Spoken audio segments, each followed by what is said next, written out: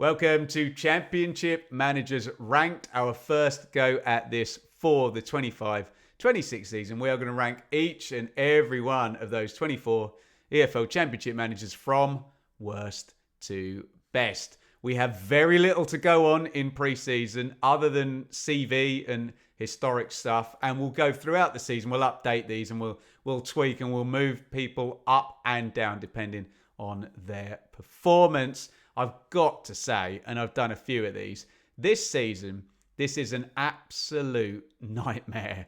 Basically, all of the clubs you think we've kind of a lot of potential, or the majority of them at least, kind of have unproven-ish managers at championship level. And it feels like a lot of the clubs that have the proven managers maybe are the teams that you'd expect to finish in the middle or lower down. It's all a bit confusing. You'll see as we go along. I had a look at my list from last year, and this is incredible. You can make a guess, and I'll try and circle back to it.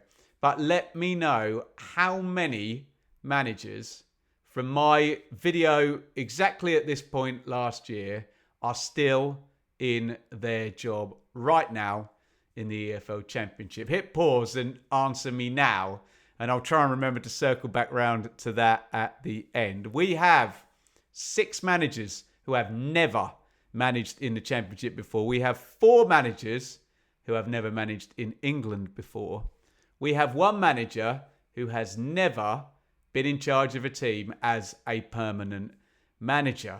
Since last season, we have lost 7 Championship promotions, with Wilder, Parker and Farker either being promoted or fired, and only 4 managers in this EFL Championship lineup this season do have a Championship promotion on their CV. Gone are the days of Warnock and Bruce and McCarthy and Mowbray kind of boosting up the total for everyone. And maybe there's a wider conversation that people are going for career coaches now rather than what's he done in the Championship before? Which brings me to my criteria. Maybe in coming seasons, I'm going to have to change this criteria, because I am very much basing this on managers' CVs in the Championship.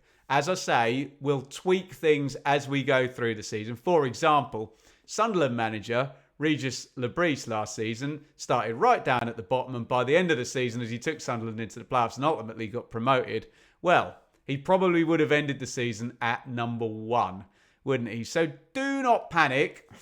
Who am I kidding? Keep calm in the comments. We're basing this purely on CV. This is nothing to do with the potential of the manager, how good they might be, or how much you might want the manager at the clubs. This is just the way we do it here. It is based on CVs. Hope that makes sense. As I say, try and stay calm in the comments, and we will start at the bottom.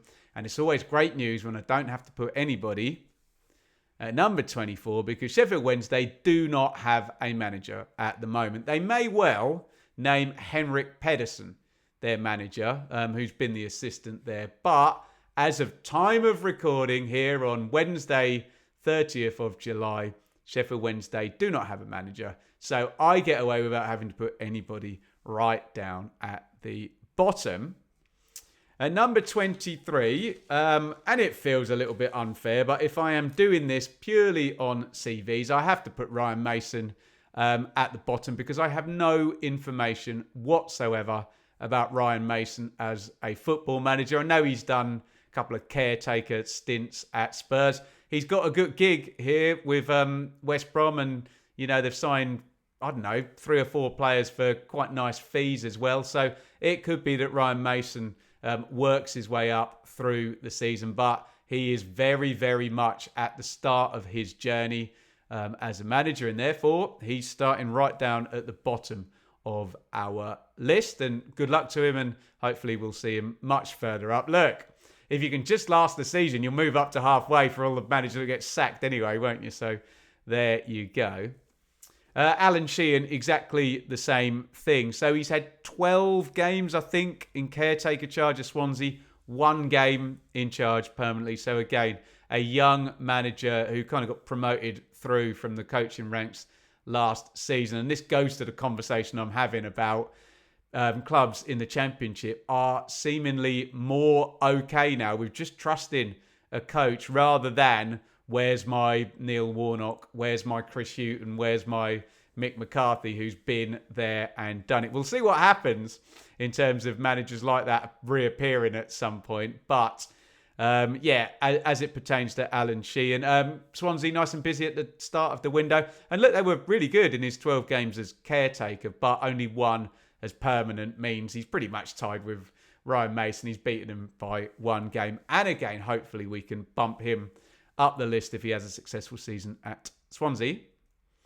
Sergei Yakirovich, yes, look, call me Little Englander or whatever, but I am not only optimising here for work done in the Championship, but work done in English football. Yakirovich has worked in Croatia, Bosnia and Turkey, quite a high level in Croatia. But look, this smacks of... do you remember Vladimir Ivic, who came in for Watford, didn't he, for about a half a season? Look, Hull is not Watford, but still got a pretty erratic at times owner, haven't they, at Hull? So I'm going to put Yakirovich in there just purely on the absence of English football and reminders, and that Tim Volta came in and struggled last season. So as I'll say for all of these unproven managers, hopefully they can get some games under their belt and we will move them up the rankings accordingly.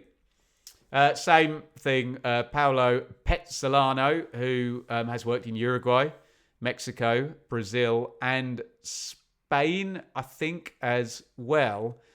He might have even done a yo-yo in Spain, as in took his club down. I think I read that, and then took them back up. So, you know, if he does that with Watford, gets them from the second tier to the first tier, then he's going right to the top of this list. But yet again, I am focused in these rankings on what has been achieved in the EFL Championship before, which is making my life quite difficult this year. But good luck to Mr. Petzolano, particularly working with the Pozzos there down at the Vic.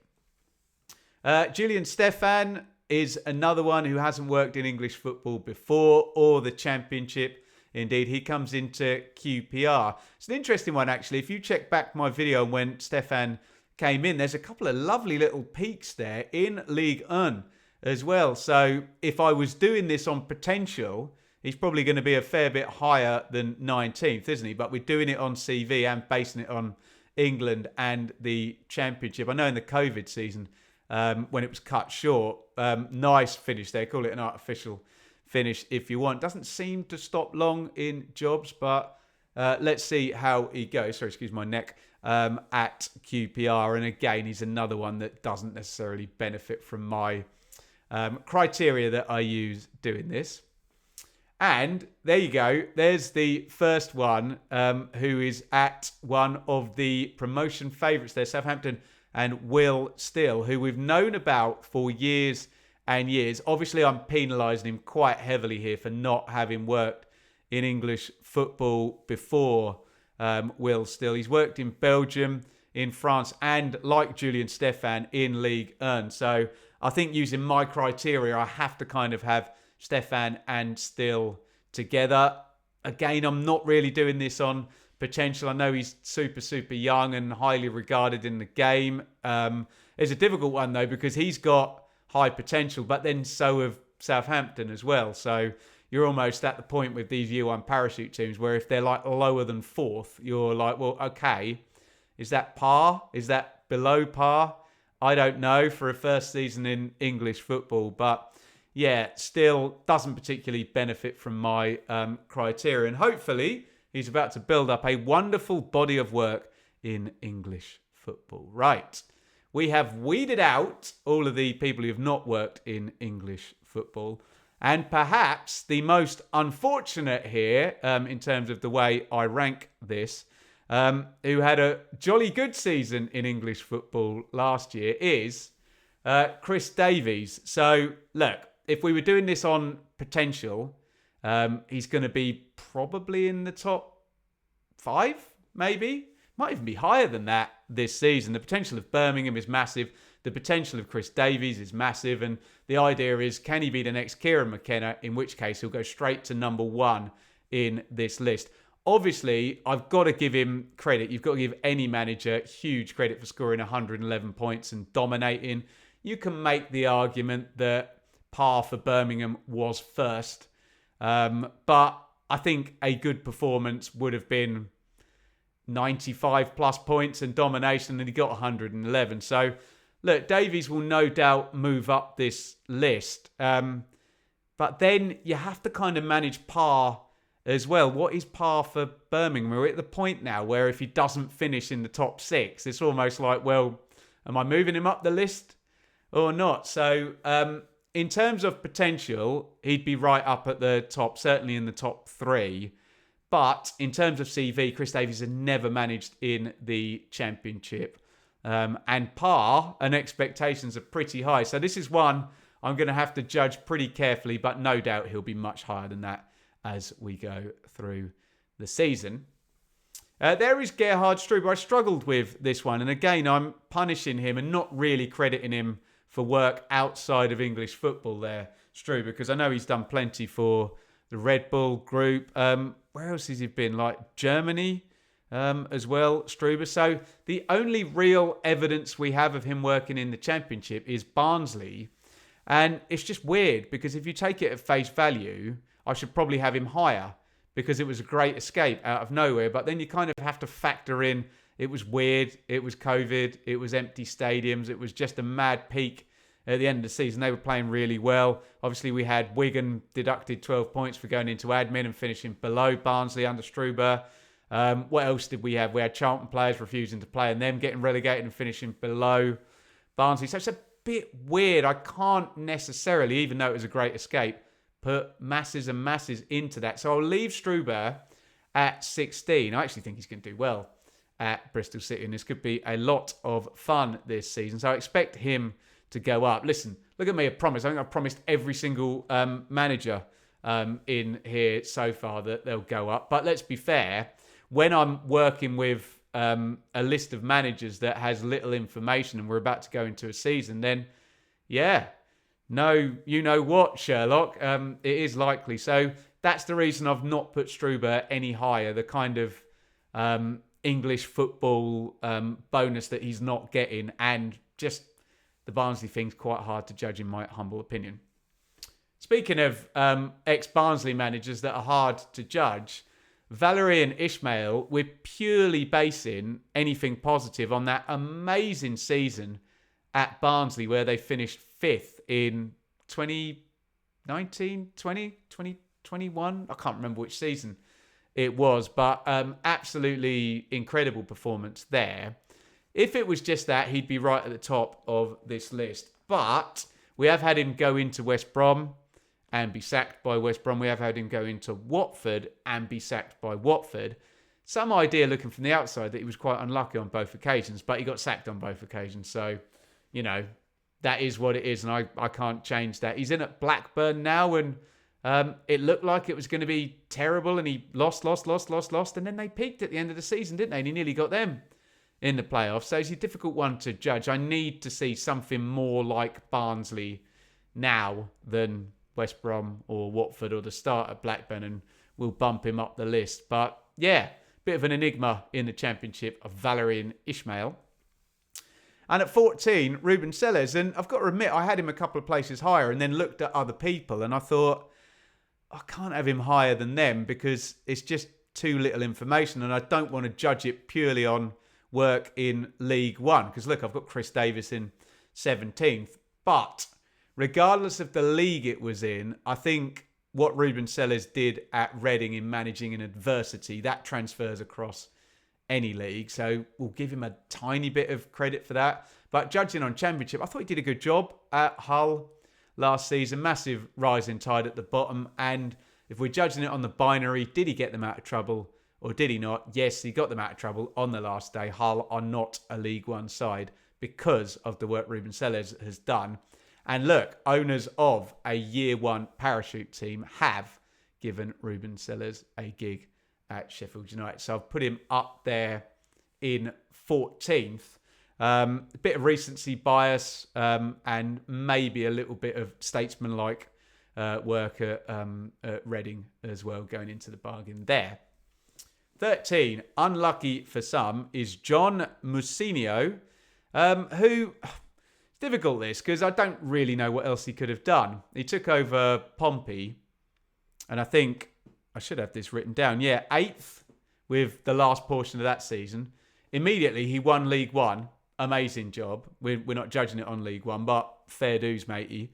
And he's now taken the club and stabilised them in the Championship. So, on the one hand, there's not really much else he could have done other than something ridiculous and gone straight up into the top 6 in the Championship. But that wasn't really going to happen with Pompey's budget, was it? And I think he's maybe a little bit unlucky that he's just up against people with more Championship work on their CV, with playoff finishes and promotions and great escapes and whatnot ahead of him. But yeah, I can't criticise John Musinho in any way. He just needs to put another couple of seasons at Championship level to head up into the top half, where you will find Marti Cifuentes. And there you go. There's a prime example of why I would maybe have Cifuentes ahead of John Musinho. Cifuentes obviously in at QPR, great escape, stabilised them, finished in the middle last season. Was he in the middle? Or was he more like 15th? Can I call that the middle?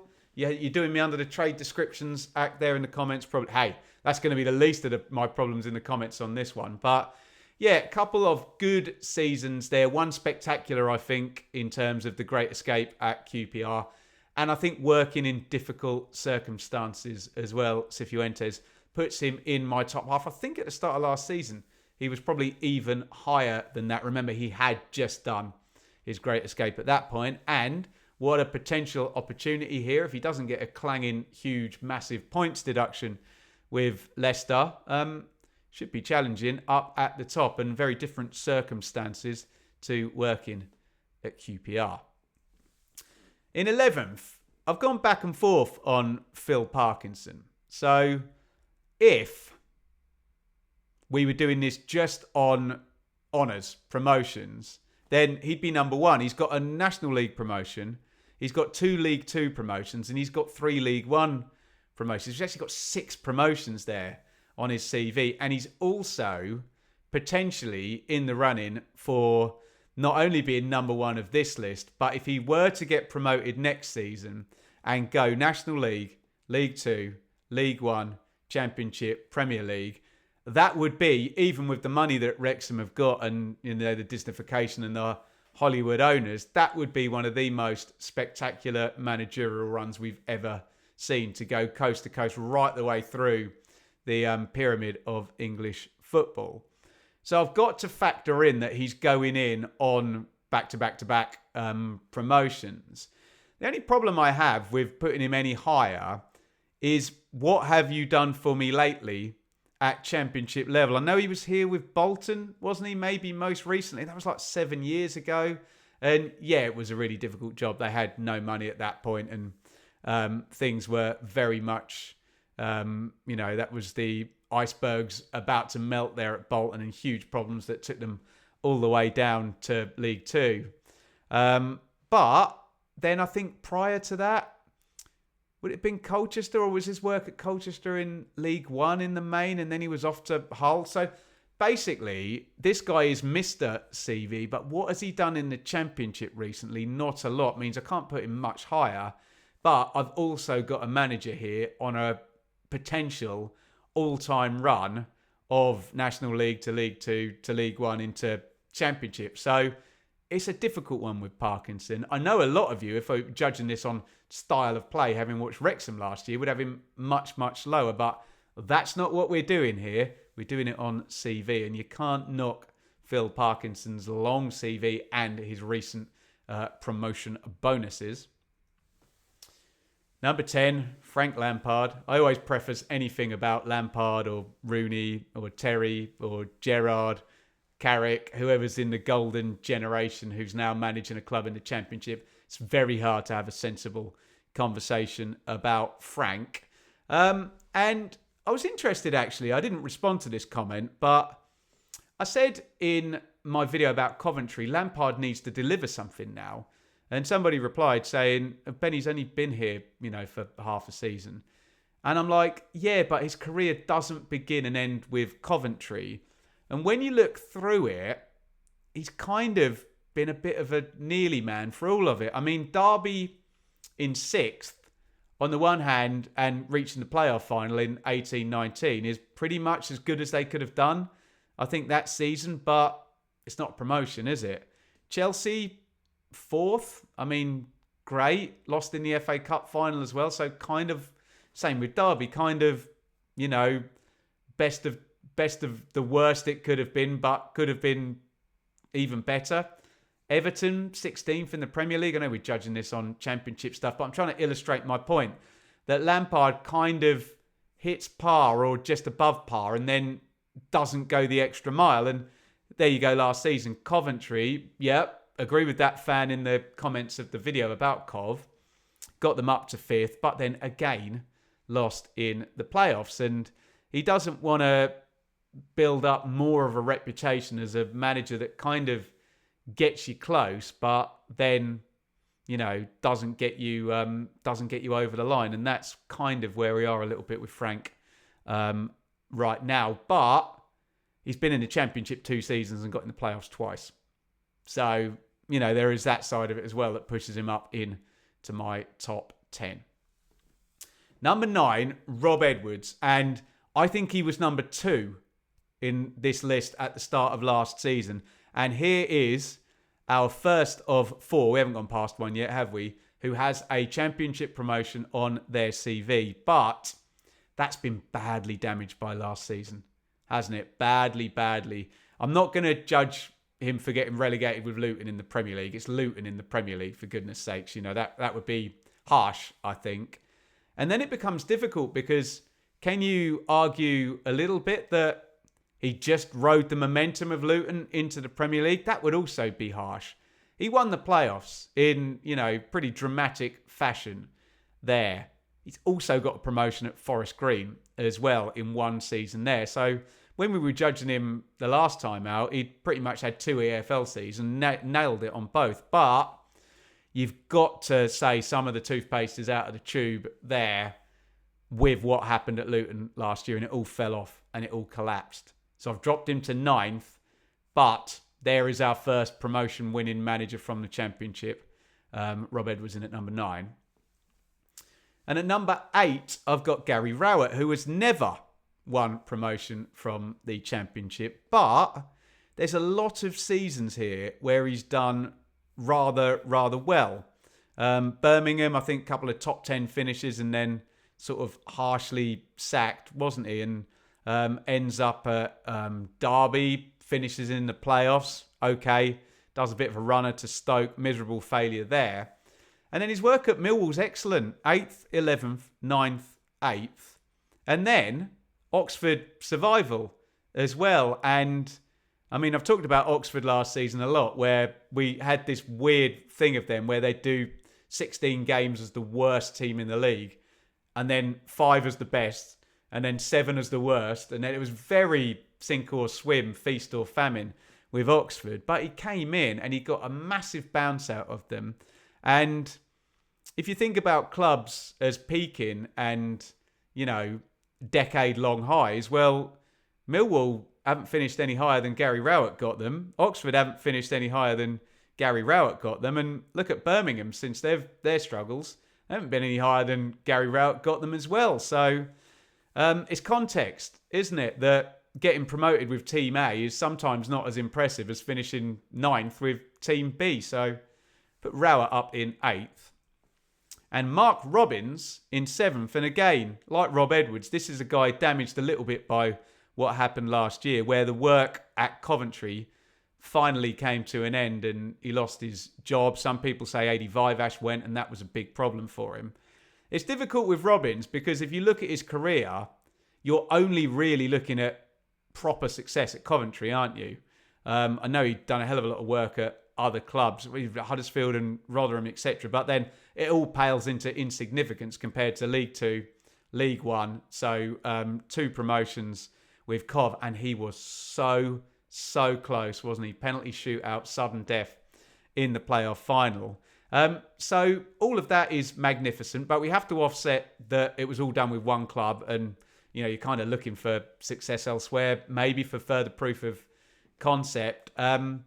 And at championship level, it's only really been, surviving, stabilising and challenging there with Coventry that we really can kind of look at. So, bit of damage limitation there because of last year, and Robin's in at 7. And at 6, Paul Heckingbottom, who is promotion winner number 2.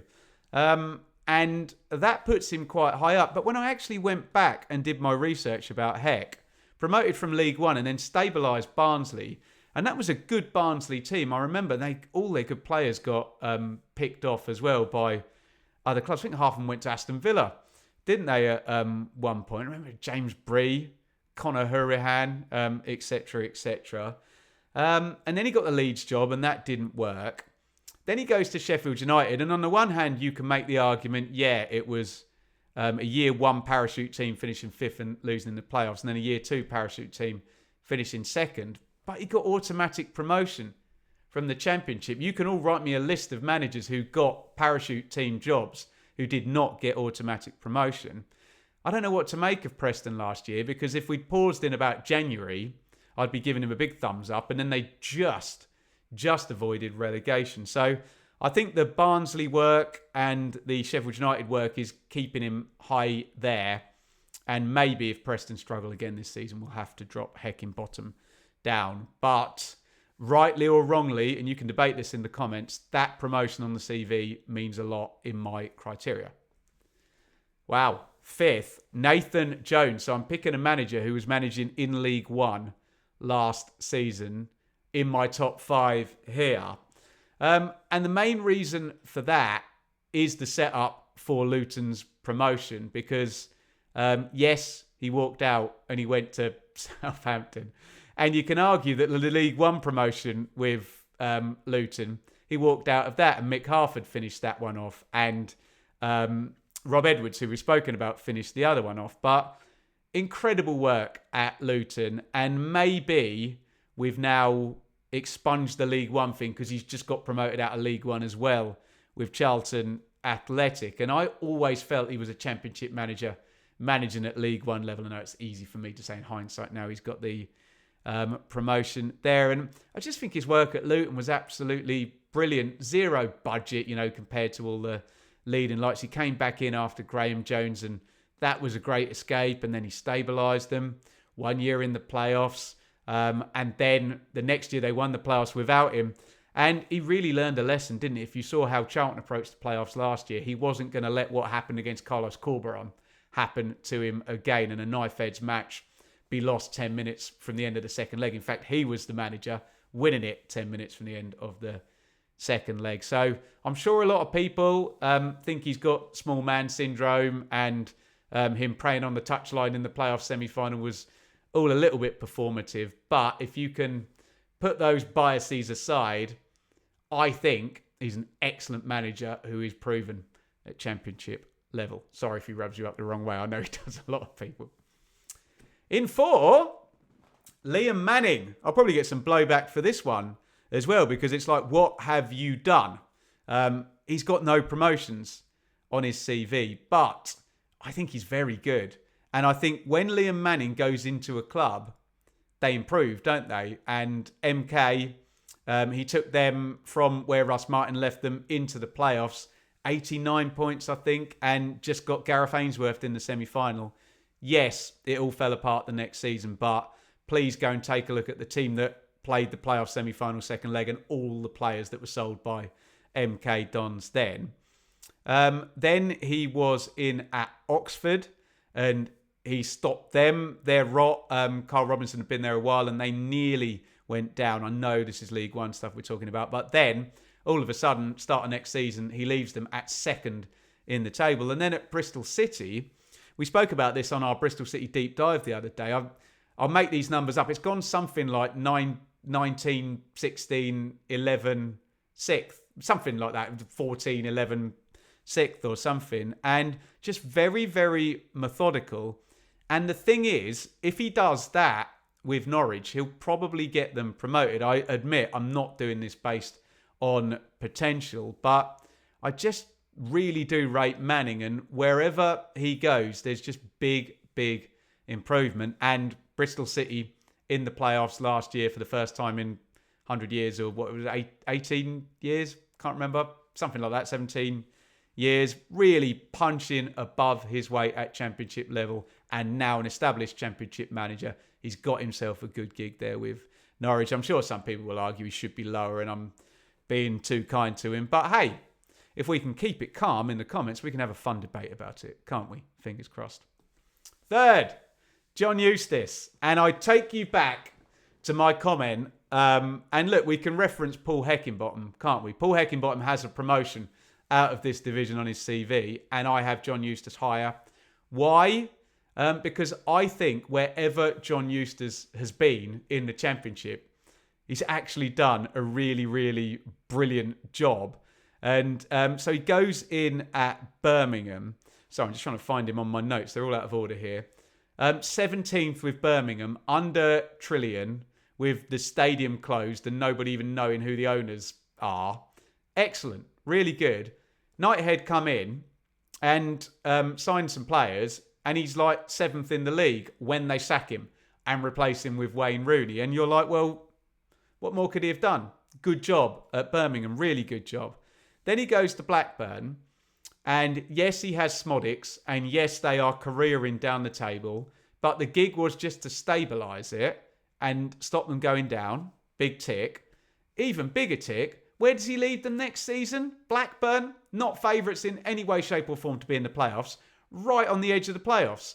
And if Big Val had won at Sheffield United on the last day and another result goes for him, Blackburn finish in the playoffs on the back of what John Eustace has done. Where is John Eustace at this point? He's a madman. He's gone to Derby, who look destined to go down. We've got a rising tide at the bottom. We've got Oxford scoring points. We've got Pompey scoring points. John Eustace, great escape. Absolutely brilliant. I literally cannot fault what this guy has done at championship level. And yes, he has not been anywhere near the top of the table at any point, but I think context is king here, and you've got to look at it sometimes that Chris Wilder got sacked last season for finishing third with a year one parachute team. So sometimes you can finish third and it can be a dismal failure, and sometimes you can finish 17th, 19th and 19th and it can be a huge success in all of those jobs. Get him in the top three. Second, Alex Neil. And yeah, just comparing this to last season where my top three was, we had Wilder and we had Farker and we had a Parker, who all had, double promotions at least, and Wilder won. And these people are just not here in the league this season. And yeah, maybe I will review how I do this and we'll put an element of potential in rather than just looking at CVs. But when I look at CVs, Neil has a promotion with Norwich. Yes, they were a parachute team, but he got promoted. He won the playoff final as well. Managed in the Premier League. 8th wasn't deemed good enough for Stuart Webber in Norwich, and he was sacked. And then ask Preston fans, would they take 7th, 14th or 9th next season? I bet they'd take 7th and 9th, wouldn't they? And that's what he did there. Goes to Sunderland, gets promoted out of League One. I'm not talking about League One, but what did that Sunderland team do after he walked out on them to go to Stoke? They then finished in the playoffs the next season with Mogga, didn't we? Tony Mowbray. Stoke, 16 for gain. In the same way, I'm not going to judge Rob Edwards for getting Luton relegated in the Premier League. I'm not going to judge anyone for messing it up at Stoke because it's Stoke and that's what happens every season. And then Millwall, 8th straight away. So if it's a big tick for having a promotion on your CV, he's our number 3. He's got it. He's got plenty of longevity. And surely he's punched his weight there at Preston over 3 seasons and Millwall last season as well. And it looks good for Millwall this season. Some good signings. And Doughty's just gone in, hasn't he? And they've still got Ivanovic and they've got Coburn permanently as well. So it could be a really fun season. And in the absence of our serial promotion winners, Alex Neil has to go there. At number 1 is Kieran McKenna. and I have to say it, every time I talk about Ipswich or put Ipswich high up in any ranking, I have to give the caveat that if you think there is a reason of bias, because I am an Ipswich Town fan and I've got Kieran McKenna at number 1, you are severely wrong.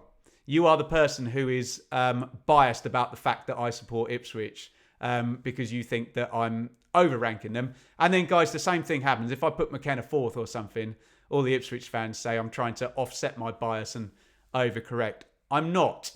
Kieran McKenna has got a championship promotion on his CV, and I would argue, in terms of automatic promotion, the most spectacular, extraordinary promotion, certainly since we had the season where Norwich and Sheffield United went up in 2018-19, and the only manager in the kind of really gnarly parachute payment era to go back-to-back promotions and take a team straight through the championship. And in the absence of serial promotion winners, we literally don't have any. We've only got 4 managers who have one each. McKenna, I think, stays at number 1. Yes, this time last year, his stock was white hot and he could have become the Brighton manager. We'll realise that. That didn't happen. Again, like I said about Rob Edwards and managers of Stoke, I'm not going to judge Kieran McKenna too badly for getting a team that's gone League One, Championship, Premier League and not been able to keep them in the Premier League. It is what it is at the moment in the Premier League, and yo-yoing is very, very real, and we'll see how Mr. Parker and Mr. Farker and Mr.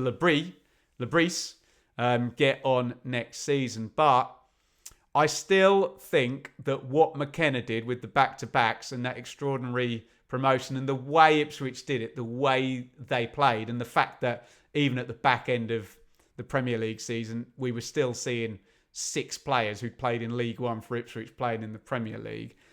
I think that outranks anything any other manager managing in the Championship has done in the Championship so far. And that is why I have Kieran McKenna at number 1.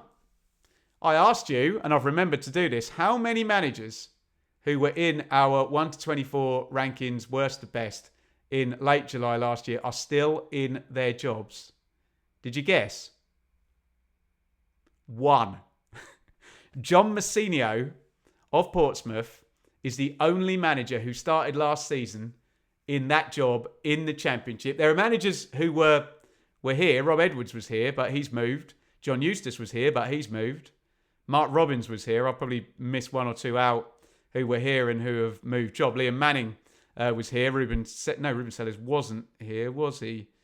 Yeah, that's it. So, incredibly, only 1 manager who started last season in their job on this list is still in the same job this season. Incredible.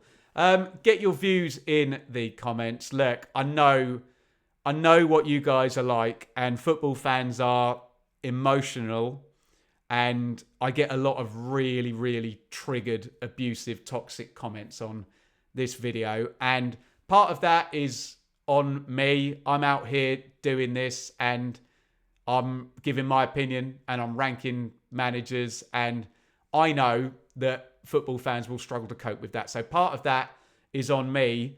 But if you are struggling to cope with that and you have put a horrible comment, someone may direct you to me saying this at the end, that just please stay calm. There is a human being at the end of it. It's not the most important thing in the world. If you disagree with my criteria that I should choose more based on potential and maybe more who would I most like to have managing my club, yeah, that's a reasonable point. If you're able to make that without being abusive and insulting and snarky and horrible, then that would be helpful. If you do, guys, help me out. If you do see people doing the horrible, give your head a wobble, do some research, you don't know what you're talking about, how can you have so-and-so ahead of so-and-so? Then just tell them to watch the end of this video and say that this guy here has researched. Look, let me show you. There you go. All 24 of the managers. So I've probably put more into this than you have if you're putting a horrible comment. And I'm trying my best to focus on the entire league, and I have a specific brief of what I'm doing. So if you're commenting and you're mean, nasty, insulting, abusive, you haven't done any research and you're only commenting on one team, the team you support, because you have an emotional attachment and you're a bit triggered and your response is emotionally driven, take a look at that. I think we can do better than that. If you want to have a reasoned debate and switch people around, go for it. Go for it in the comments. That's all good. If you want to put your own list, go for it as well. And if you want to do a list via different criteria, who would I most want managing my club? Go for it. But I must say, it does get a bit taxing reading the comments when they are, some of them, just outright gutter, troll, brutal abuse of me as a human being. Not that much fun, but there you go. I've said my piece now. And feel free to police the comments for me if you do see people being just dickheads, arseholes and trolls in the comments. Type, watch the end of the video and maybe edit your comment. Ben's got something to say to you. Thank you. I've always got plenty to say on the channel, and you can click up there. And we'll link 2 videos today. Our most recent 2, who we talked about, Nathan Broadhead to Wrexham and what that means for the division. And Danny Roll out of Sheffield Wednesday. I think there's more bad news coming at Wednesday from what I've just seen on Twitter, and what that means in terms of the continuing decline over at Hillsborough.